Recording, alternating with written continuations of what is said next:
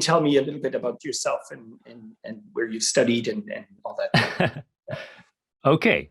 I am Kentaro Sato, a Japanese composer conductor, currently living in the Tokyo area in Japan. I mainly write a concert, choral, and instrumental music, but occasionally join the video game and the media music production too.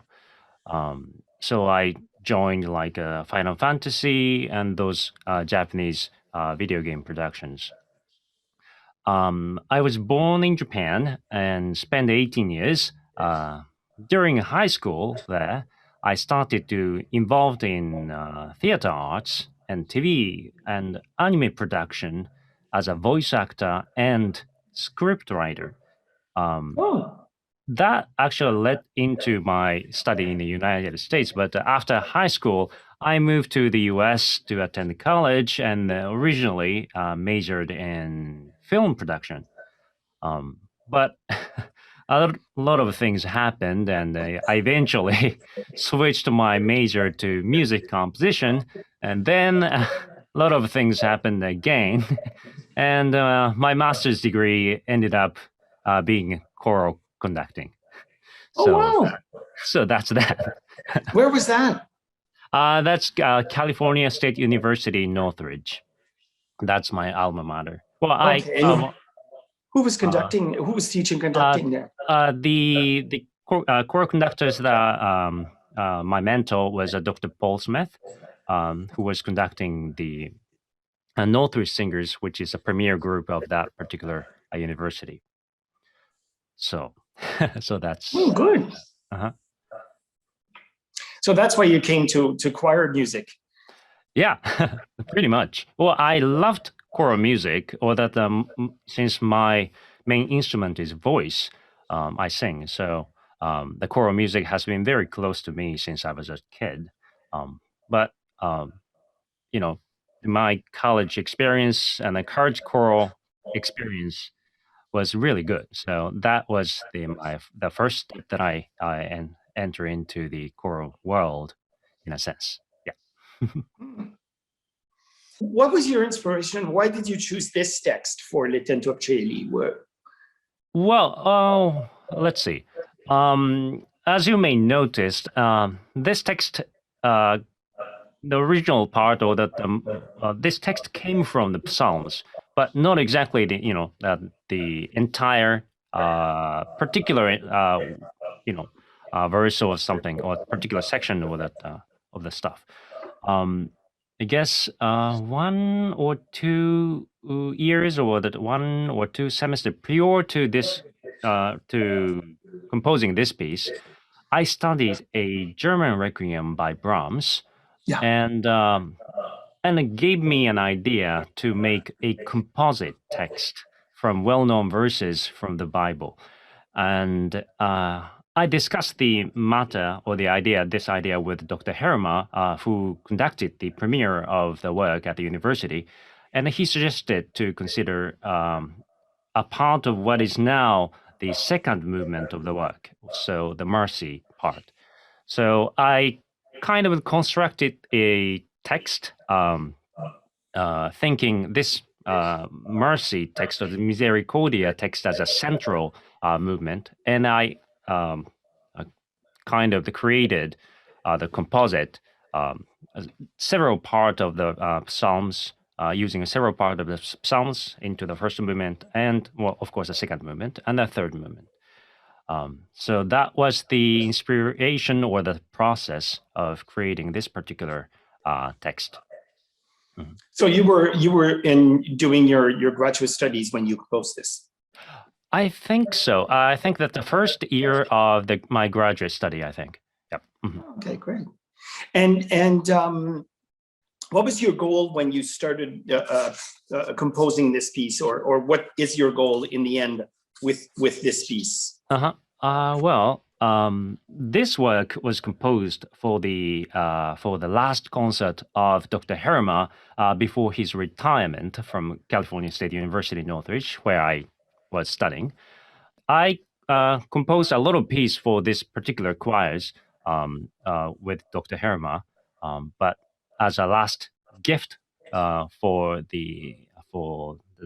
him, I composed this piece and then organized the orchestra for him, and then made a concert. It's great. Well, I Yeah. must say, from my point of view, it's one of the reasons why I took it, because it was so clearly well written. The ranges were well respected. There was no extremes or anything like that. And in the situation where we are with the COVID and doing Zoom rehearsals and then everybody videotaping themselves, it's great to find wonderful music that's well written, that's, I'm going to say, intelligently written, or knowingly, with the knowledge of what the singers can. And sopranos can sing G's, but if you put a G for a soprano, you be ready to live with it, kind of thing. But this is really, for all the ranges, I think it's really, really well written. Now, what has the pandemic changed in your life as a composer? Well, the Japan is not that bad in terms of lockdown and everything, but still, those the core activities and the larger instrumental music activities are affected in general, and then it has been very difficult or impossible to do. So, as a composer, I ended up writing a lot more smaller ensemble work, like a solo work or the works with a piano and one more instrumental or the song. So those are as a repertoire type or direction. I ended up doing a lot more of those smaller ensemble work or the smaller works. And also, I have been doing more recording works. That's, I think, one of the things. Well, I have been doing the commercial recording works a lot for the video game and the film music, but I have been helping a lot more concert work recording in terms of, the pianist or the singers might want to do a recording. So I helped them in terms of the production of the recording. So that's one of the things which has been changed. Yes. And of course, then so that as a conductor, I cannot do the conducting work at all. So that's a very unfortunate side. Yeah. I know what you mean. I have 7 choirs at my high school, and none of them are singing together. It's right. But I'm lucky at the school. I have a set. I don't know if you know handbells. The church handbells. I have five octaves of that and chimes. So we've been doing quite a bit of that to replace the in-person playing, singing. So at least they're learning the concepts of balance and playing together and stuff like that. So concerning the piece that we're performing, the Le Tentorcelli, what would you recommend to the singers, or even to listeners? Because the singers, we're pretty much at this point where when we're talking, we're done learning the piece. But what would you recommend to the audience listening to your piece? Well, let's see. Le Tentorcelli is one of the works from my university era. I'm about to become 40, but anyway, and I hope listeners and choirs could feel a little bit of youthfulness, and hope that only a person in his or her 20s may produce in a way. Though this piece uses a Latin sacred text, and many people might not understand it as a native language, obviously, but I hope that 3 themes, which is the text or the title of this particular things, Letitia, which is joy, and the Misericordia, which is mercy, and Justitia, justice, that comes through from the performance. That I hope that happens. Any special projects, new projects that you're working on that you're excited to share with us or with the audience? Let's see. Well, since like 2 years ago, I have been doing a lot of orchestral recording using the video game music. So, I arrange the video game music for the orchestral performance, and then I do uh, recording and make a CD out of them. And fortunately, well, my original plan was to do an international orchestral tour, but unfortunately, this COVID kind of scraped all those ideas. But there are still a lot of plans to do more recording, and also as far as the recording goes, I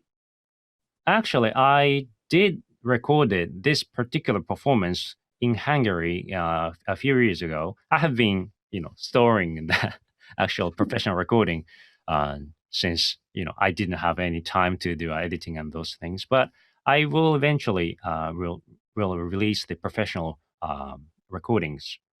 And also because of this particular work wanted was performed rather a lot during this COVID time because of the accessibility and those things.